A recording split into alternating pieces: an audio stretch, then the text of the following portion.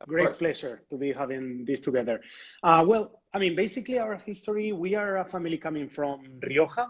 That's our origin. So we could see Rioja in the north of the map. My family been related to vineyard for many, many generations. Rioja has a long history about winemaking.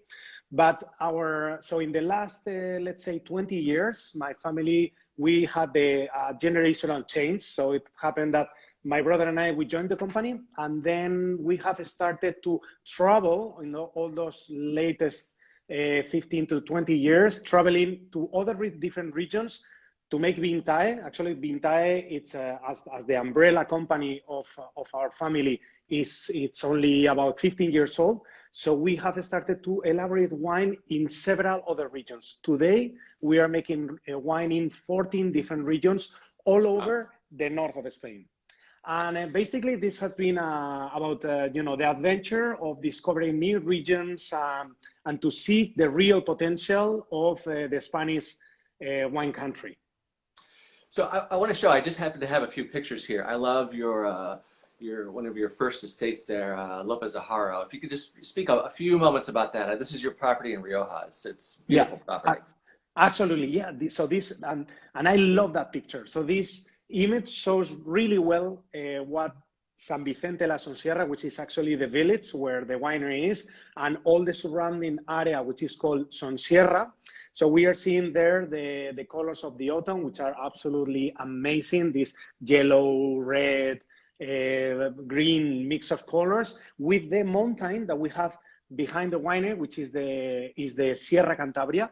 So that is the heart of our winery in Rioja. It's a winery that the philosophy is a classic contemporary style of wines, the Hacienda López de Haro, that many of our US followers right now might know it. And this is the origin of my family. So this is where everything started. So it's the winery that my family has been doing wine in Rioja for years. Hacienda López de Haro, my father founded about 20 years ago. And there we can see the three most important wines of our line, which is the Crianza, the Reserva, and the Gran Reserva. And basically what we are trying to follow, Rioja is a region with about 150, 200 years of history exporting wine and making fine wines. So this philosophy of vino fino, of making elegant, very pleasant, and a very enjoyable style of wine, this is what has made Rioja to become so international and so beloved by the consumers. And this is the philosophy that we look. It's to try to keep the tradition, to respect this style of wines who 200 years ago started to make Rioja to be in the best restaurants and the best houses all over the world. And now with this contemporary touch that we have, which is trying to be the fruit, the terroir, to be the most important thing. So this mixture is the philosophy of our López de Haro, which is our hometown region. Yeah, it's an amazing region, and what I like about your philosophy, and it covers the Vintae group as a whole, is there's really a unique kind of a passion and an energy that you guys bring, and I feel like it's different than a lot of traditional winemakers. Just explain. I think it's important just for you to mention, because I know you have like a 10 commandments of your philosophy, but it's kind of a cool, different approach.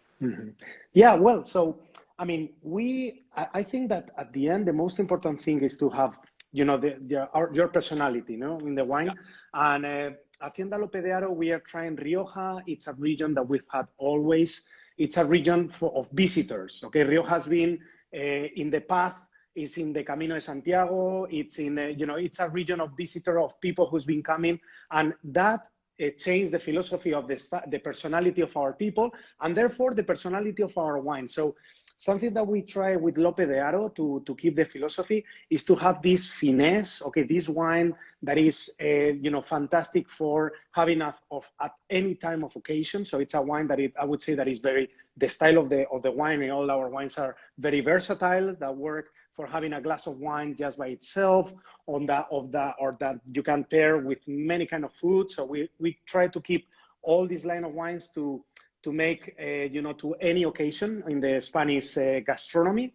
And that, I would say, is the philosophy, trying to reflect the personality of our region and the personality of us, the Riojanos, and at the same time, to try to reflect the terroir of the area. So San Vicente, this microclimate of mix of Atlantic, continental, and Mediterranean, that this a little bit more cooler climate to other regions of Spain. Now we're going to be talking about Toro. It's a completely different philosophy, so completely different climate. Rioja, it's cooler, it's more rain during the year, therefore the wines have a little bit less alcohol. So we can see perfect in the map that Rioja, right in the north, we have this influence of the Atlantic, which is coming from the north, the Mediterranean, which is coming from the west, and the continental, which is coming from the south or from the center. So this is what is making this refined vino fino, fine wine, style of wines from Rioja. That is the deep philosophy of López de Haro, to have a wine for, as I was saying, for any occasion that we want to have in the Spanish gastronomy or in the everyday. So let's switch gears, and I definitely want to focus on Matsu. So we're going to go into the Toro region. So as I was mentioning earlier, the kind of the northwestern section of Spain. Let's switch gears and tell us a bit about Toro and Matsu. Mm-hmm. Well, so Toro, it's a completely different story. So I mean, you have to understand, coming from a region like Rioja, with all Spain has a lot of history of wine. Let me explain it well. But Rioja has a lot of much more international as a wine proper region, exporting wines. So that makes our region, for example, that I would say that is regions like Castilla, like Toro, is even more rural. Okay, so when we started to travel, we discovered this little tiny corner in Spain. Remember, Toro is very close to Portugal.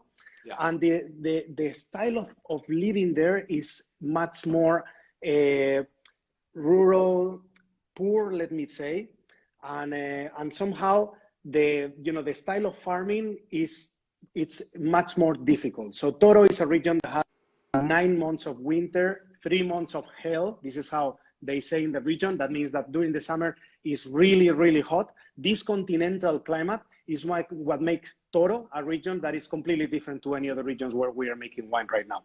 So when we discovered first Toro, we were absolutely amazed by the climate, the landscape, the vineyards. You have to understand that the rain is much less than in Rioja.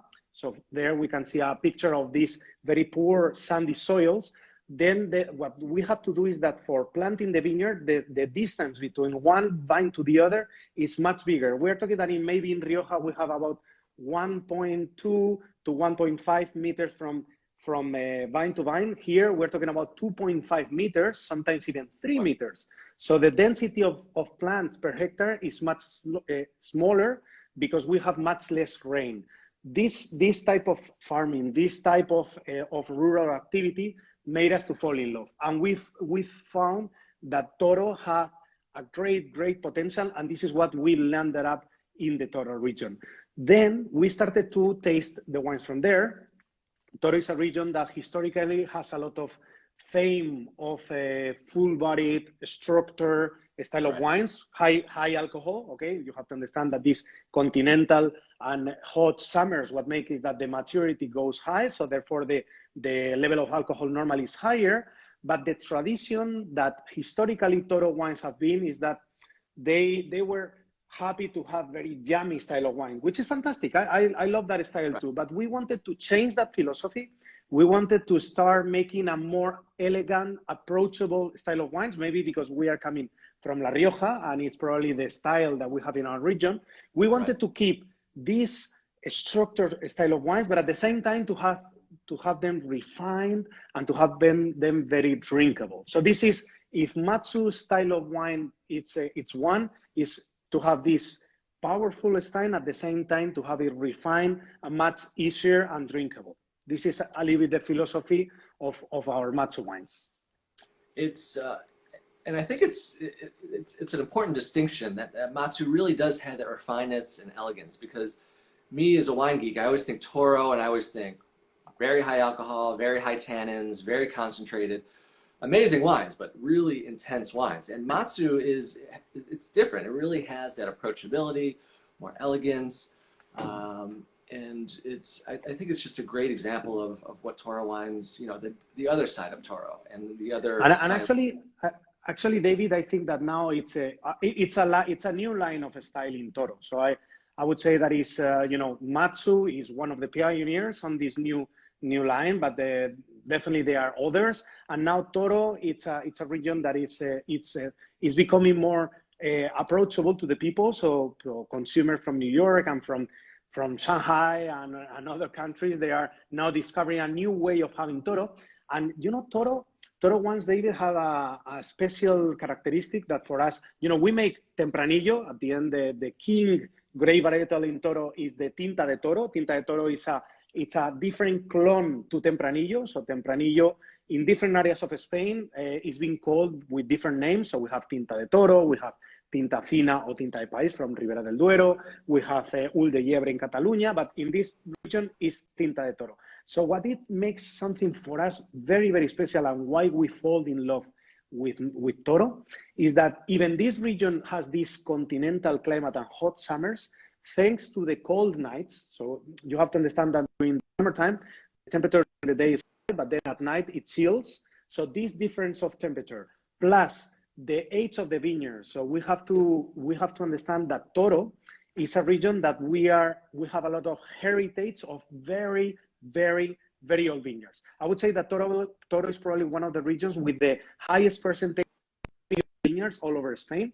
So this till vineyards and these sandy soils that we can see on this picture, for example, these three make that even this is again, it's a continental style of climate region. The wines are refreshing, they have a lot of balsamic notes, very nice acidity, at the end, balance. And that is absolutely fundamental because if you have a structured full body style of wine and you don't have the freshness needed, then you will have a wine that it will be tiring.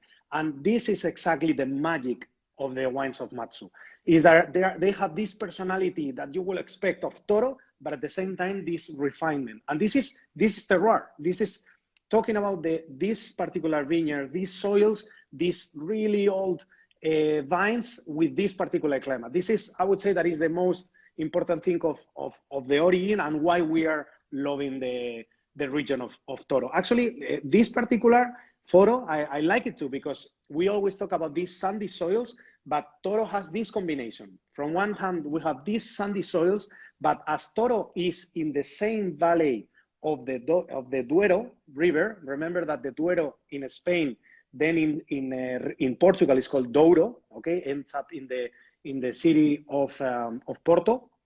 Right. So during this valley, we have through the centuries and thousands of years, the Douro River is moving, okay, it's changing its path. So wherever it changes its path, leaves these rocks that we were seeing in the picture, these rocks that they have been affected by the water for centuries, thousands of years, that makes, so we have this combination of these two particular soils, which are one of the key factors for this nice acidity and this refreshment. And David, talking about about what we feel when we arrive there, right? So when we went to Toro, I was explaining before, this rural life, this very hard work, and we thought that that was the time for making a homage to the figure of the farmer. So you have to understand that in France, the figure of the vigneron, this is something that has been there for many, many decades, and it's something that has been very, very important in the French wine industry. But in Spain, because Rioja has been the first region to grow, and in Rioja, the big wineries, maybe Rioja could be similar to what Champagne is, for example. Champagne is the big houses of Champagne. So in Rioja, we've had these centenary wineries that they were the main brands. And somehow the figure of the vigneron, of the farmer, has been in a second position. So we wanted to change that. We wanted to put them in the first place. So this is why what we did is, okay, let's show the face of the people who is behind the wine, the face of these people who are in the vineyards. So then we wanted to make this homage to the three different generations of farmers. So it's El Pícaro, which is It's the representation of this young generation of farmers, which actually in Toro, the bad news is that there are not that many. That's the truth. So we need more wineries to farm this wine, to be more young people that want to keep and to live in the region of Toro, because it's like many other rural areas of Spain. It's an area that is the youth. It's living to the main cities. I can imagine that in the US might happen something similar. People are going to live to the big cities. So El Pícaro, it's actually representing exactly that. So the youth, the bright style of wine, the fruit, so it's this, this like comparison or this similarity that it's the beautiful thing of the brand of Matsu, that we are trying to compare a generation of farmers with a style of wine, right? So this young, bright, fruity, pleasant, a wine that we are very proud of this wine because it's a wine that can be drank by itself. So, I mean, normally Toro has been always thought to be a wine to pair with a steak, okay? And we want to break with that image. So we want to tell to the people, no, you can drink Matsu wines, you can drink El Pícaro, just a glass of wine in your home, or in a barbecue, or in in the swimming pool. So it's not a wine that has to be with a big steak or a lamb or whatever. So it's a wine that we pretend, and is what is doing the wine to be so successful.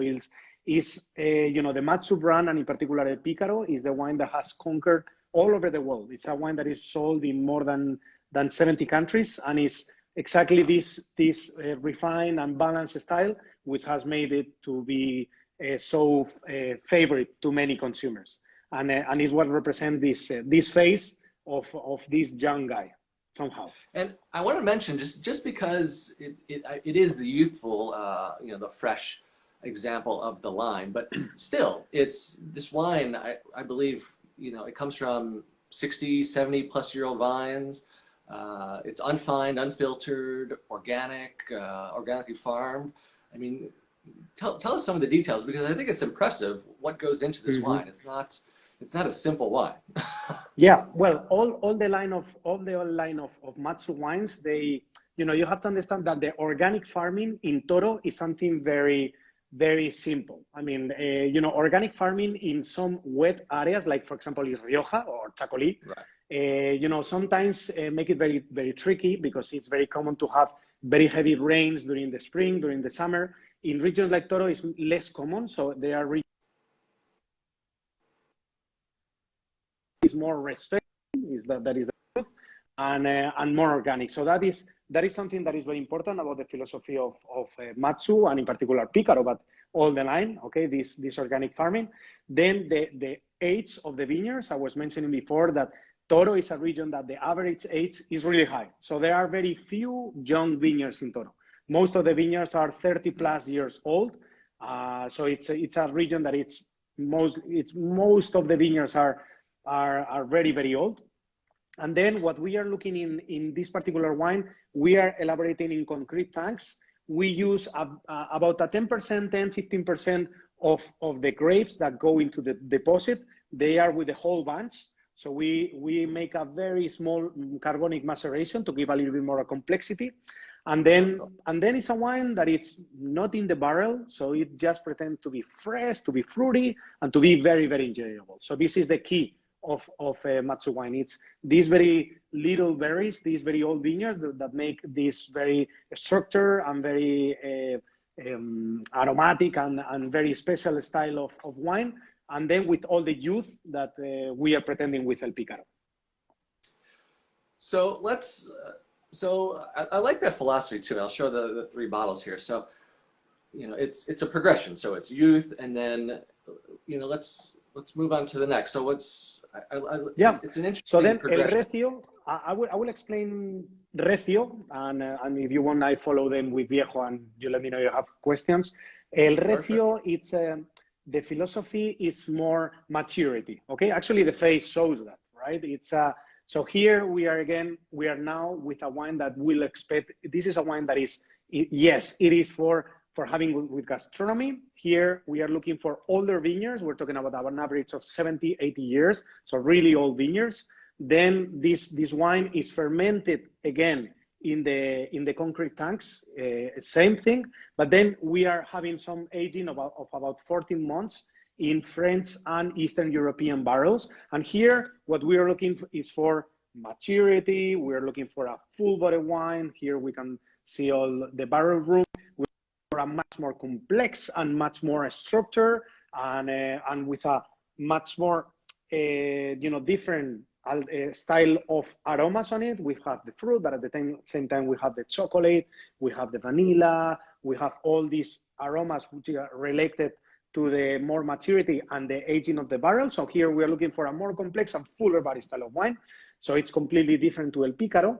And then El Viejo for me is the essence. It's sometimes we are mistaken, the wineries, we have the mistake to do that the icon of the winery, más es más, more is more, and doesn't have to be more. Actually, El Viejo is, for me, is less is more, okay? Because it's the refinement, okay? It's the elegance of having much more complexity. You can find in the nose all these fruits, but at the same time, the balsamic notes, mint, the Mediterranean forest. So all this little think of many things in the in El Viejo, we are only farming centenary vineyards, so vineyards that are more than 100 years old. We have some in papers, because of course we were not there on that time, but in the papers we have vineyards that are said to be in the 1870s, 1880s.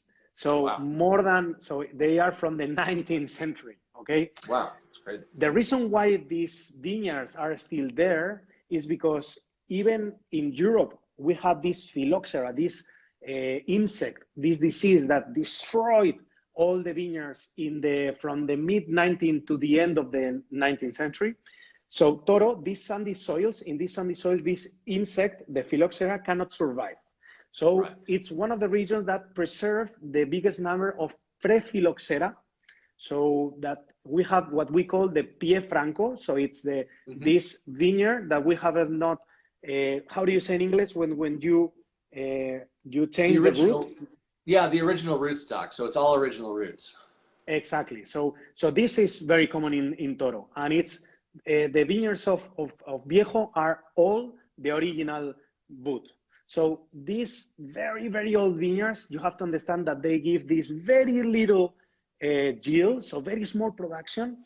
They are so old, they tend to have not that much change from vintage to vintage. So even it's a drier, or of course you can feel it on the wine, but anyway, they have a normally very stable production, and quality, it's absolutely music. So then when you make, I mean, if you are in the winery and you taste the grapes, you feel what's going to be the quality, and this is the key. So at the end, the key of El Viejo is the terroir, is where it's coming from, these very old vineyards, which is making this absolutely sensational style of wine, which is making very unique, and which, by the way, it's a wine that year by year it's sold out, because it's a wine that we have to sell always by allocations, because it has much more demand than the number of bottles that we are able to produce of so unique vineyards like this.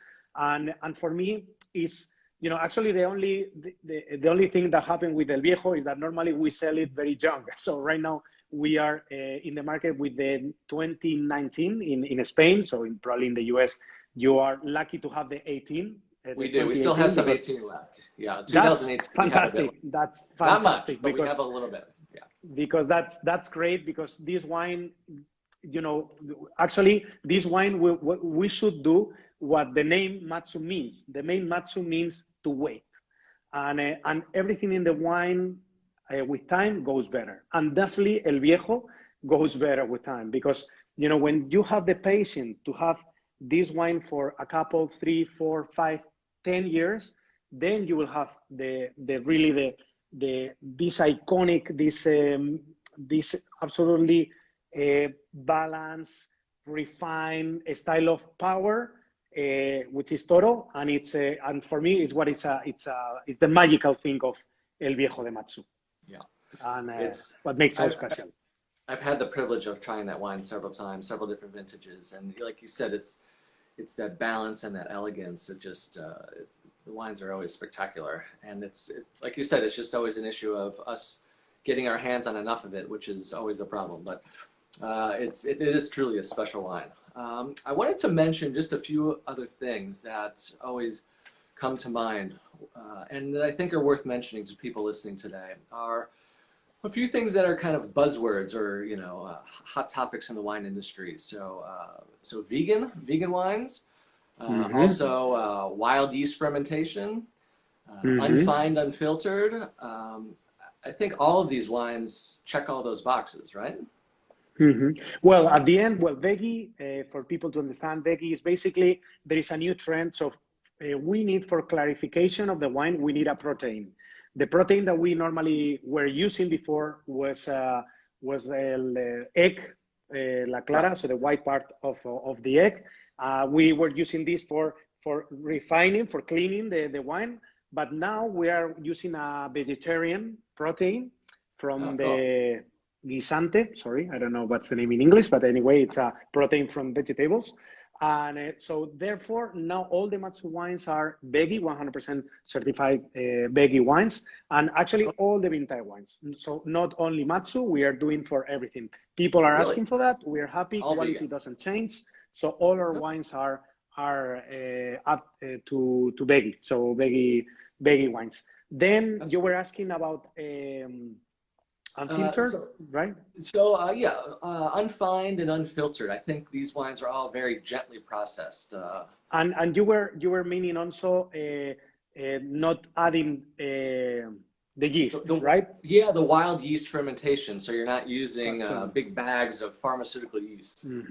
Absolutely. So all the wines from Matsu are actually, you have to understand that the yeast is it's in the countryside, so we don't need to add any yeast. So if you want, I mean, many wineries do it because at the end is the easy thing, right? It's the easy way, right? So you have a warranty of fermentation. But if you are brave enough and you are you're patient, and you are working with indigenous grape, that this is absolutely fundamental, because at the end, these vineyards have been adapted to this particular area for centuries. So if you are using that, you can be brave enough to not using any foreign yeast and having just the wild yeast.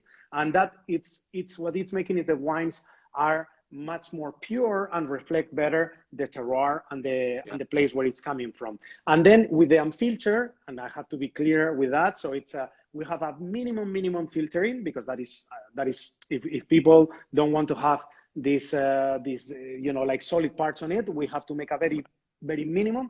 But at the end, what you do is to make this minimum to try to keep the style, the pureness of the wine, and that at the end, everything that we're talking about is trying to reflect the best way possible this terroir and this particular landscape.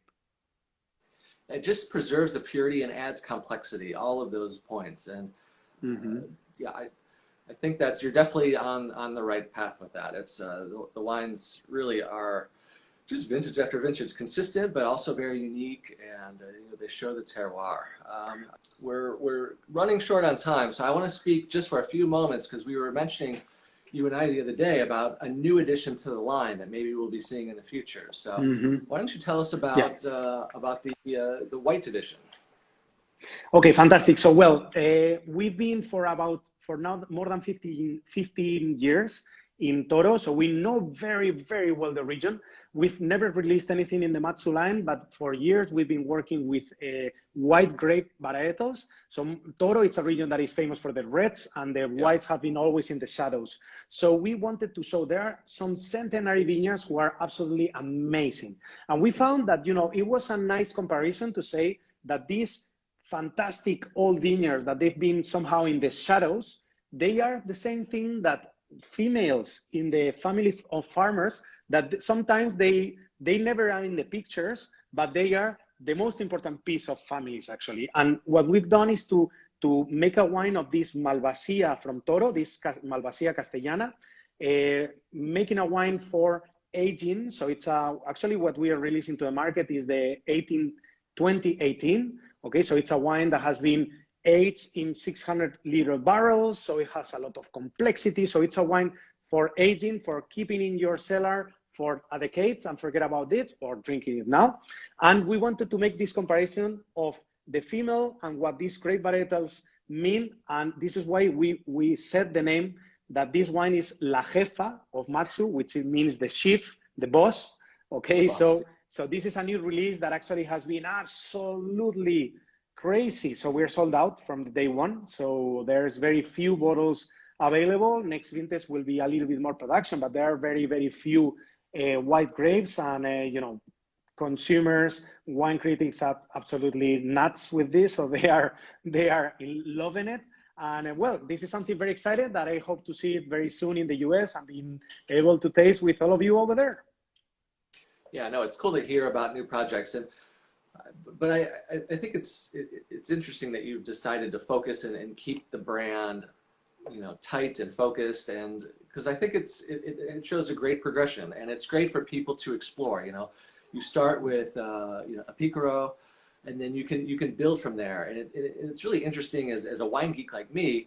Same region, same winemakers, same philosophy, and you can just taste the range and the complexity.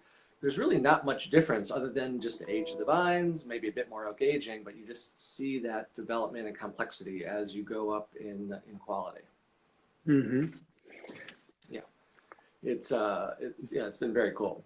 So you know, the wines have been doing, they're extremely popular in the U.S. and for those who aren't selling them or aren't familiar with it, definitely reach out to us. We'll get some in your hands very quickly. So we're running out of time, as tends to happen over here. So Ricardo, I just want to thank you from Touton and from all of our customers for taking some time and explaining the line of wines. It's always great to hear from the person behind the scenes, you know, what goes into making these wines and the details that make them so special. And so just thank you for your time. Thank you very much, and well, hope to travel to New York and to travel to the US very soon. Missing a lot this beautiful country. So bye bye from Spain to all of you.